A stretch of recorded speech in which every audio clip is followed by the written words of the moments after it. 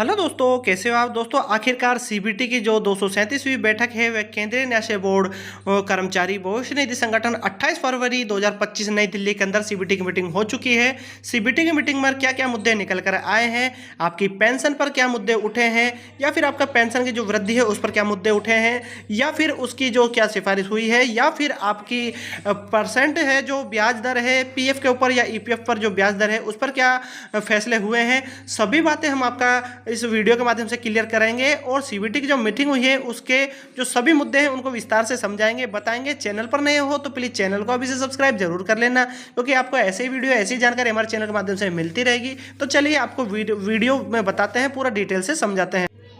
तो दोस्तों सबसे पहले तो आप यहाँ देख लीजिए, मिनिस्ट्री ऑफ लेबर और एम्प्लॉयमेंट के द्वारा doctor Mansukh Mandaviya ji chair and 237वीं जो मीटिंग है of central board of trust CBT EPF, मतलब कि सीबीटी जो मीटिंग है वह यहाँ पर हो चुकी है 28 फरवरी को।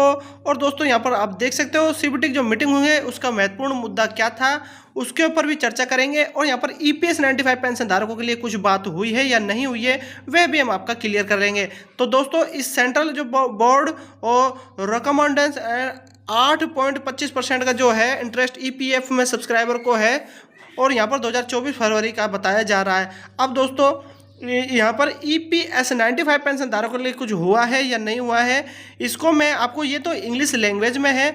अब नीचे की तरफ मैं चलता हूँ यहाँ पर, और इसका यहाँ से लैंग्वेज को मैं सेलेक्ट कर लेता हूँ हिंदी का। ठीक है, इसको मैं विस्तार से समझाऊंगा आपको, क्योंकि मेरी लैंग्वेज है जो हिंदी है, तो लैंग्वेज हिंदी के अंदर ही मैं आपको क्लियरली सबसे अच्छा कर पाऊंगा। तो यहाँ पर देखिए, श्रम एवं रोजगार मंत्रालय के द्वारा जो सीबीटी की मीटिंग है उसका बहुत दिनों से इंतजार था और आखिर में वो हो चुकी है।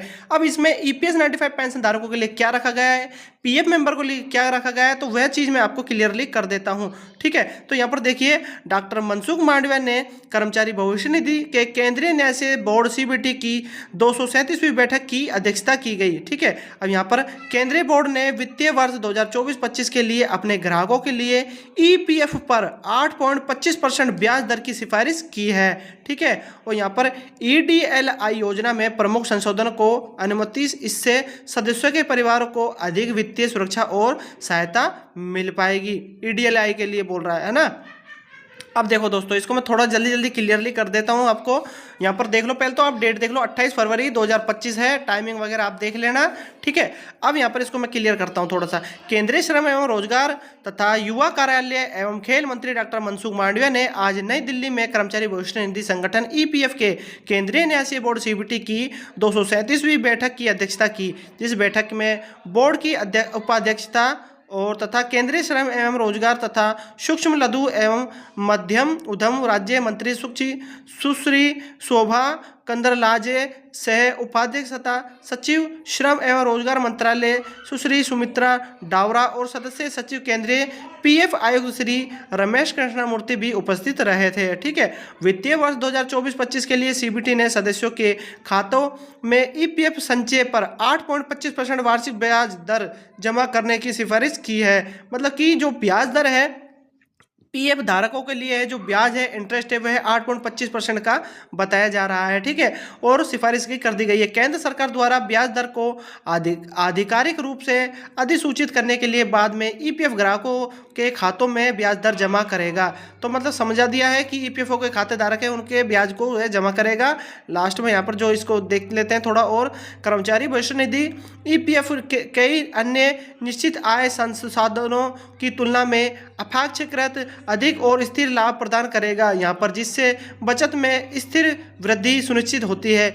ईपीएफ जमा राशि पर अर्जित ब्याज कर मुक्त एक निर्दिष्ट सीमा तक है, जो इसे वेतनभोगी व्यक्तियों के लिए एक अत्यधिक आकर्षक निवेश विकल्प बनाता है।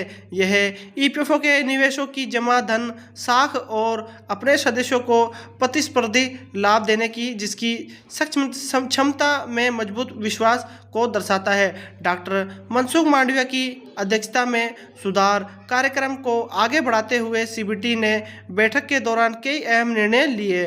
बोर्ड द्वारा लिए गए प्रमुख निर्णयों में सम्मिलित और है ईडीएलआई योजना के तहत बीमा लाभों में वृद्धि, कर्मचारी जमा से जुड़ी बीमा। ईडीएलआई योजनाओं के बीमांकिक मूल्यांकन के बाद बोर्ड ने सदस्यों के परिवारों को अधिक वित्तीय सुरक्षा और सहायता प्रदान करने के लिए योजना में प्रमुख संसाधनों की अनुमति दी है। इससे इस श्रेणी के तहत प्रमुख शिकायतों का समाधान होगा और लाभ दावेदारों के लिए अधिक समावेश दृष्टिकोण सुनिश्चित होगा। यहाँ पर आगे आपको बता देते हैं, संशोधित योजनाओं के अंतर्गत प्रमुख वृद्धि निम्नलिखित होगी, जैसे कि सेवा 1 वर्ष के भीतर मृत्यु होने पर न्यूनतम लाभ की शुरुआत। ईपीएफ सदस्य के मृत्यु पर 1 वर्ष की निरंतर सेवा पूरी किए बिना होने पर न्यूनतम 50,000 रुपये का जीवन बीमा लाभ प्रदान किया जाएगा। देखो आप यहाँ पर एक नया है ये, इस संशोधन में हर साल सेवा दौरान होने वाले 5,000 से अधिक मृत्यु के मामलों में अधिक लाभ मिलने की उम्मीद होगी। और यहाँ पर गैर योगदान अवधि के बाद सेवा में रहते हुए मृतक सदस्यों के लिए लाभ। पहले ऐसे मामलों में ईडीएलआई लाभ से इनकार किया जाता है था क्योंकि इन्हें सेवा से बाहर मृत्यु माना जाता था। अब यदि किसी सदस्य का अपने अंतिम अंशदान प्राप्त करने के 6 महीने के भीतर निधन होने पर ईडीएलआई लाभ स्वीकार होगा, बशर्ते सदस्य का लाभ नाम रोल से हटाना हिन्ने किया हो। इस संशोधन से अनुमान है कि हर वर्ष ऐसी मृत्यु के दौरान 1000 से अधिक मामलों के लाभ मिलेगा। सेवा निरंतरता पर विचार करेगा। यहाँ पर पहले 2 प्रतिष्ठानों पर रोजगार के बीच 1 या 2 अधिक जैसे सप्ताहांत या छुट्टियां का अंतर होने पर न्यूनतम 2 लाख रुपये का अधिक 7 लाख रुपये से ईडीएलआई लाभ से इनकार कर दिया जाता था, क्योंकि 1 वर्ष के निरंतर सेवा की शर्त पूरी नहीं होती थी। नए संशोधनों के तहत रोजगार के दौरान के बीच 2 महीने तक के अंतराल और अब निरंतर सेवा माना जाएगा, जिससे अधिक मात्रा पर ईडीएलआई लाभ के लिए पात्रता सुनिश्चित होगी।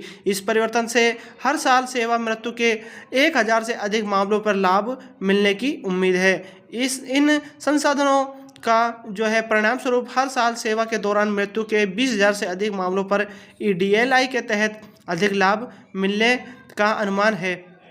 इन सुधारों का उद्देश्य ईपीएफ सदस्यों के परिवारों के लिए सामाजिक सुरक्षा लाभों को बढ़ाना है और बेहतर वित्तीय सुरक्षा सुनिश्चित कराना है। इसके संकटग्रस्त परिवारों की कठिनाइयों को कम करना है। यहाँ पर 237वीं बैठक केंद्रीय न्याय बोर्ड कर्मचारी भविष्य निधि संगठन 28 फरवरी 2025 नई दिल्ली के अंदर हुई है। यहाँ के अध्यक्ष और उपाध्यक्ष आप जानते ही होंगे इनको दोनों को। और यहाँ पर इसके जो नीचे की जो हेडिंग है उसको भी मैं समझा देता हूँ। उच्चतम न्यायालयों के पेंशन भोगी को उच्च वेतन पर पेंशन, मतलब समझ में आ गया आपको। उच्चतम न्यायालयों के और पेंशन भोगियों को, यहाँ पर पेंशनों से संबंधित बातें आ रही है, इसको आपको ध्यान से सुनना। उच्चतम न्यायालय के पेंशन भोगियों को उच्च वेतन पर पेंशन POHW निर्णय पर जानकारी। पेंशन भोगियों को उच्च वेतन पर पेंशन POHW से संबंधित उच्चतम न्यायालय के दिनांक 4/11/2022 के निर्णय के कार्यान्वयन के लिए ईपीएफओ द्वारा सदस्यों, पेंशन भोगियों, नियोक्ताओं की सुविधाओं के लिए विभिन्न कदम उठाए गए हैं। केंद्रीय न्याय बोर्ड को जानकारी दी गई है कि ईपीएफओ एक मिशन मोड पर काम कर रहा है और 72% आवेदनों पर कार्रवाई की जा चुकी है। उच्चतम पेंशन पर बात चल रही है दोस्तों। यहाँ पर फिर केंद्रीयकृत पेंशन भुगतान प्रणाली, जो केंद्रीयकृत पेंशन है उसका भुगतान प्रणाली पर, जिसको CPPS में प्रदर्शन कर्मचारी भविष्य निधि संगठन ईपीएफओ ने जनवरी 2025 से सभी क्षेत्रीय कार्यालयों RO में केंद्रीयकृत पेंशन भुगतान प्रणाली CPPS का सफलतापूर्वक लागू किया है। इस प्रणाली के तहत सभी क्षेत्रीय कार्यालयों के लिए पेंशन भुगतान स्टेट बैंक की नई दिल्ली शाखा में बनाए गए हैं। एक केंद्रीयकृत पेंशन संवितरण खाते जिसको CPDA के माध्यम से वितरित किया जाता है। ऐसे में इससे पेंशन भोगियों की शिकायतों पर काफ़ी कमी आएगी। जिन्हें पहले अपने मामले के विवरण को एक क्षेत्रीय कार्यालय से दूसरे क्षेत्रीय कार्यालय में स्थानांतरित करने के लिए लंबे समय तक प्रतीक्षा करनी होती थी, तो ऐसे में जो 2025 के दौरान CPPS के माध्यम से 69.33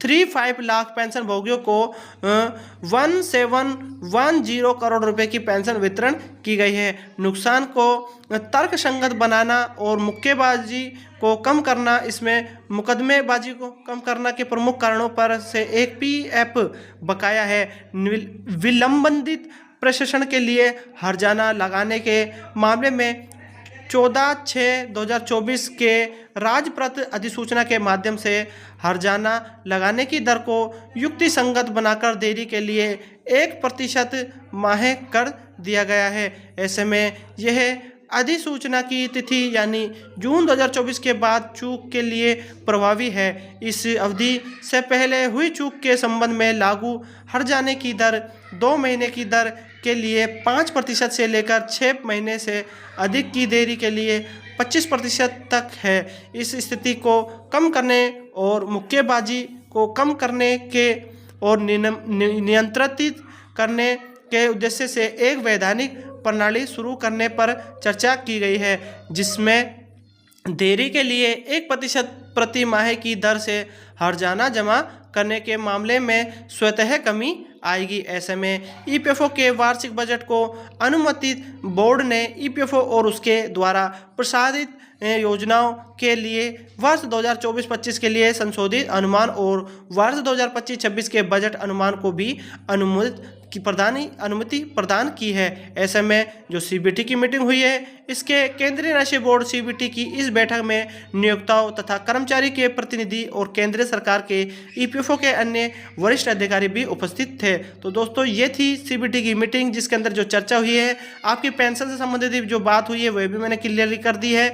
जो आपके उच्चतम पेंशन से संबंधित बात थी वह क्लियरली समझा दी है। और यहाँ पर जो सीबीटी की जो मीटिंग हुई है, उसके अध्यक्ष यहाँ पर आप जानते ही होंगे मनसुख मांडविया जी है। और इसके मनसुख मांडविया जी के नेतृत्व में जो ये बातें हुई है, जो सीबीटी की मीटिंग है, उसमें सबसे महत्वपूर्ण जो टॉपिक है वह है ईपीएफ के जो परसेंटेज का जो ब्याज है, इंटरेस्ट ब्याज जिसको आप बोलते हो, 8.25% ब्याज दर की सिफारिश की गई है। तो दोस्तों, सीबीटी की मीटिंग में यही सबसे बड़े मुद्दे थे जो मैंने आपको क्लियरली समझाए हैं, बताए हैं। तो दोस्तों, आशा करता हूँ ये सभी मुद्दे आपको समझ में आ गए होंगे। वीडियो आप आराम से और देख लेना, क्योंकि थोड़ा वीडियो मैंने फास्ट दिखाया है। तो वीडियो कैसा लगा? वीडियो अच्छा लगा तो वीडियो को लाइक कर देना। चैनल पर नए हो तो प्लीज़ चैनल को सब्सक्राइब जरूर कर लेना। ऐसे ही वीडियो, ऐसी जानकारी हमारे चैनल के माध्यम से आपको मिलती रहेगी। मिलते हैं नए और नेक्स्ट वीडियो में। जब तक के लिए जय हिंद।